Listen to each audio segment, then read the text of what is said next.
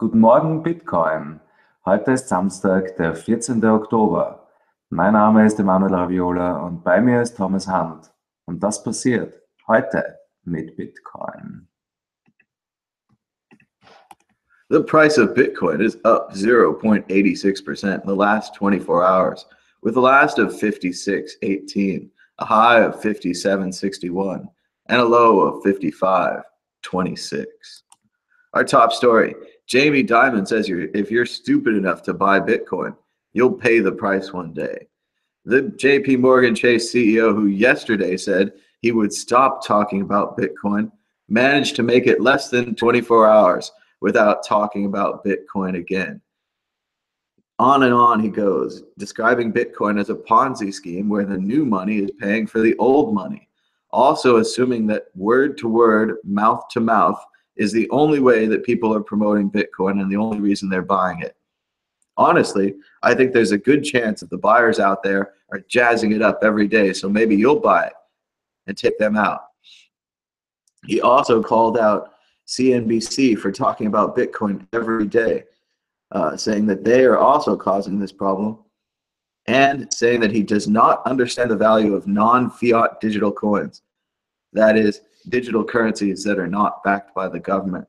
Dimon finishes by saying that the capitalization and value of Bitcoin is too small compared to the world's economy. Just give us time. At least he didn't mention the market value of Goldman Sachs and Morgan Stanley, who are both now smaller than Bitcoin. Bitcoin's market capitalization hit an all-time high of $96.7 billion, and it's on its way up. Here's another reason Bitcoin could soon hit $6,000 from Fortune magazine. Japan is getting behind Bitcoin in a big way, with regulators approving it and now consumers using it in stores and others just buying and holding.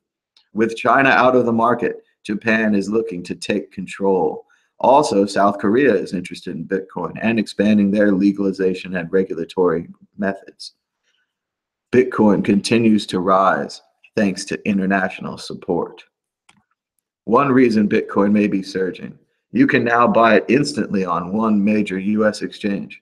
Obviously, this article drastically underestimates the size of the Bitcoin market. However, it is a great feature that Coinbase has finally announced instant purchase of Bitcoin. You'll no longer have to wait a week to get your Bitcoin on Coinbase, and you can use your debit or credit card to buy directly. This is great news for Bitcoin. Indian regulators are wary about Bitcoin.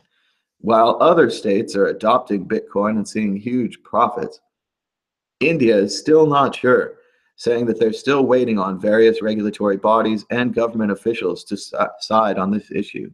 They expect official guidance in the next 2 years, which is relatively quick in economic terms.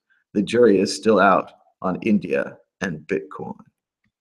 Financial analyst Gary Shilling is not investing in Bitcoin, calling it a black box. Gary Shilling doesn't understand Bitcoin because Satoshi Nakamoto is using a pseudonym. This is not a valid reason to not accept Bitcoin. Also, Bitcoin is anything but a black box. As he says, I'm just very suspicious of things that are not transparent. If I can't understand it, I don't want to invest in it. I would assume that Gary stays away from all tech stocks such as Google, which are incredibly complicated. Meanwhile, Bitcoin is the most transparent thing available, the code being available on GitHub.